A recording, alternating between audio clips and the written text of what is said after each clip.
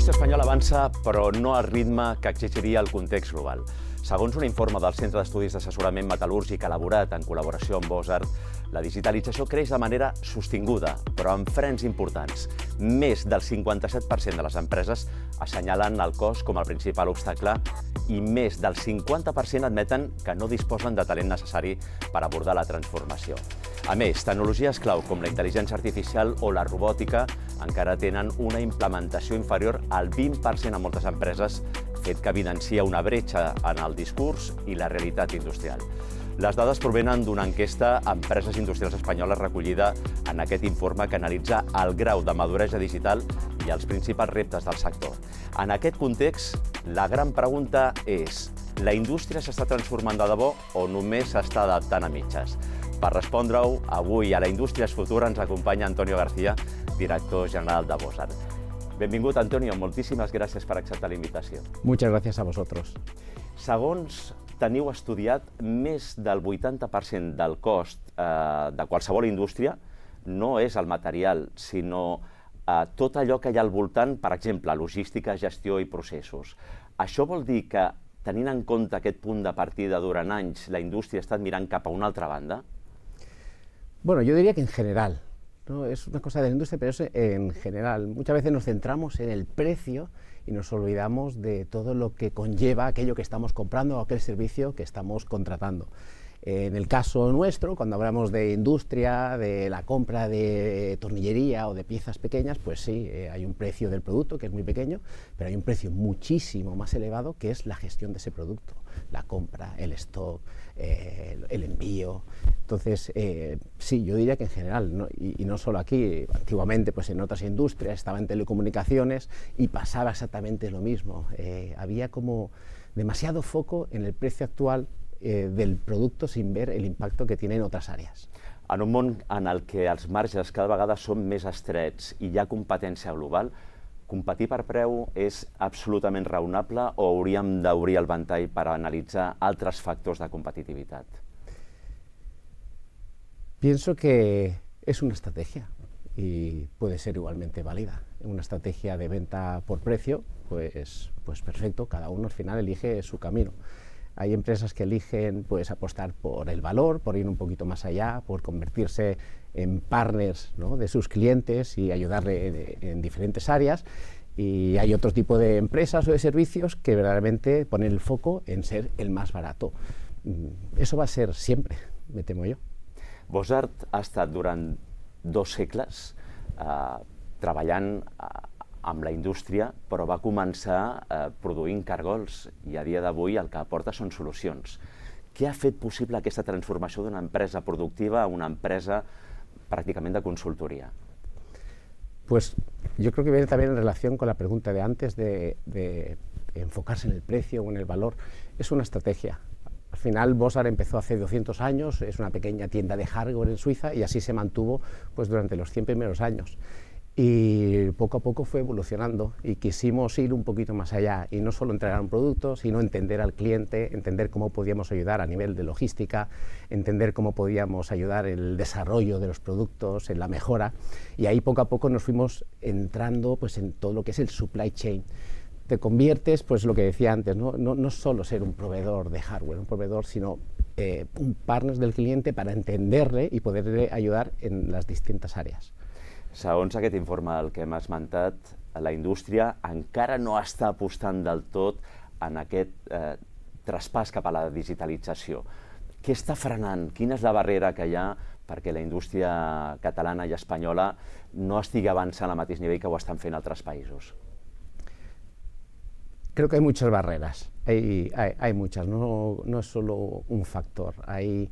Lo que nosotros encontramos en muchas empresas son silos, no hay una dirección clara hacia la estrategia digital, sino que cada departamento es una pequeña empresa independiente y no siempre están alineados.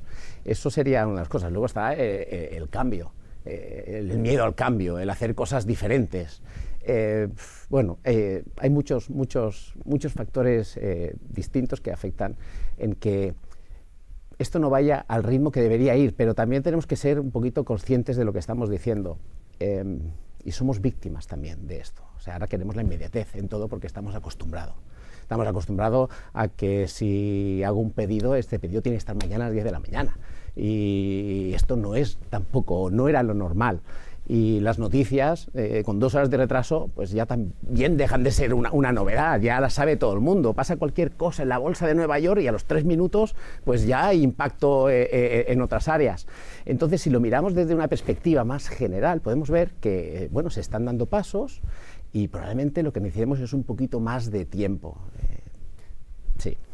Les dades ens indiquen, Antonio, que el 20% de les empreses estan aplicant tecnologies de tipus intel·ligència artificial o robòtica. És un percentatge que, si el comparem amb altres països de la zona euro o a nivell internacional, com la Xina o els Estats Units, òbviament estem molt enrere encara en el que hauria de ser aquesta proposta de valor que és la indústria 4.0. Com podem resoldre aquest gap entre la realitat que viu la indústria catalana aplicant les tecnologies y el que hauria de ser la indústria 4.0 en el nostre país? Yo creo que pues apostando, dando tiempo, pues con los estudios como el que hemos hecho con el CEAM, darle información a las empresas de que ese cambio es posible, ayudarles en ese camino, que no se sientan solas, y esa es la apuesta. Si también somos y analizamos qué ha pasado en la historia, estamos hablando de que esto es la revolución, la cuarta revolución industrial, y si miramos la primera duró 100 años. La segunda duró 4 o 5 décadas, la tercera también, y aquí hace 10 años que estamos en esta era. Entonces, yo creo que seguir apostando. Está muy claro que, como en toda industria o como en las novedades, hay los early adopters, ¿no?, que llaman, la gente que enseguida pues se pone y es la primera en hacer el cambio, ¿no?, los que cuando sale un iPhone están una semana antes en la tienda, y estoy hablando ahora obviamente de un iPhone, ¿no?, pero los que están en la tienda con una semana antes, y los que se compran un iPhone a lo mejor o otro teléfono porque ya no hay opción de comprarse uno con teclas. Básicamente yo diría que necesitamos tiempo y que las empresas se sientan acompañadas, sobre todo las pequeñas empresas, que el cambio es importante y a veces da vértigo. L'eficiència operativa depèn només de la tecnologia? No. Depende mucho de las personas. De hecho, creo que la persona está por encima de ¿Y això no es podrà substituir en el futur? Yo pienso que no. Hay muchos procesos, mucha automatización, y obviamente haremos un trabajo, pues tal vez de mucho más valor. Pero para que todo funcione, mi opinión sincera es que la persona va a continuar siendo el centro de todo. Gairebé el 60% de les empreses encastades diu que el cost és el principal fre per avançar amb la digitalització. Com es pot compensar aquesta situació perquè les pimes puguin accedir a la digitalització i no sigui un problema el cost? Dando formación, porque personalmente pienso, no, para nada creo que sea el coste el problema.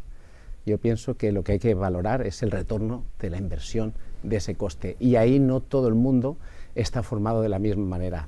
Viene en relación también de lo que hemos hablado antes, al principio de todo, ¿no?, el 1585, de fijarnos solo en el precio y olvidarnos de todo lo demás. Entonces, sí, esto, 1 millón de euros es caro, es barato, pues depende. Si el retorno de inversión es en un año y luego pues consigo ser mucho más eficiente, mucho más productivo, poder reducir los márgenes, ser más competitivo, y pues es barato.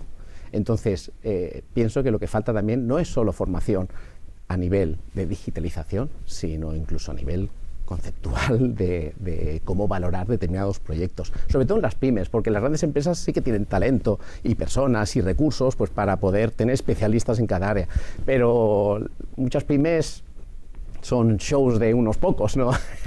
Y a veces no tenemos todos la formación necesaria, ni, vuelvo a insistir, ni el acompañamiento para tomar este tipo de decisiones.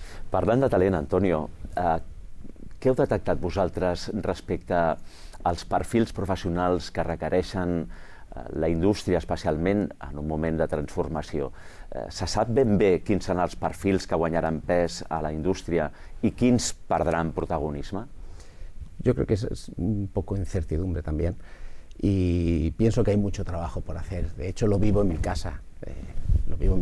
Tengo 3 hijos, uno tiene 19 años y está estudiando ingeniería industrial, obligado. "Ey, no se puede obligar". Sí, le obligué a estudiar ingeniería industrial porque sí, porque estaba despistado. Pero mi hija no sabe lo que hacer y tampoco veo que haya, digamos, que reciba muchos impactos ella en esta edad para decidir sobre industria 4.0 y todo lo demás. En cambio, en otros países se vive como con mucha más ambición esta tecnología, ¿no? Y estas posibilidades. Creo que nos falta apostar en la base, definir exactamente qué queremos, y ahí pues yo creo que los gobiernos tienen mucho que decir. Què és el talent a la indústria? Gente capaz de adaptarse, básicamente. O sea, pueden saber mucho, pero lo que sepan cuando empiezan su carrera es nada comparado con lo que sabrán a medida que vayan trabajando y pasando los años. Por lo tanto, gente con mentalidad abierta, capacidad de adaptación, que abrace la tecnología, que la abrace, porque no hay tampoco un plan B para esto, y que tenga ganas, espíritu i actitud. En un moment en el que estem valorant quina ha de ser la balança i l'equilibri entre la participació de les persones i la participació de la digitalització en el món de les empreses, quina hauria de ser aquesta proporció perquè hi hagi una eficiència millor en el temps? No sabría decirte cuál va a ser al final el escenario ideal.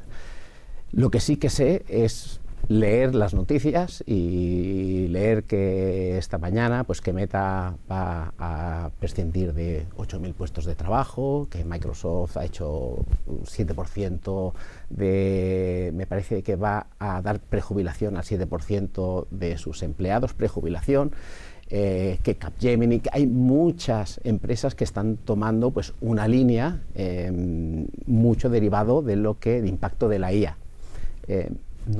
No sé si eso va a ser el futuro, no sé si luego tendrán que dar marcha atrás. Creo que es muy temprano para saber si esto verdaderamente va a ser la solución.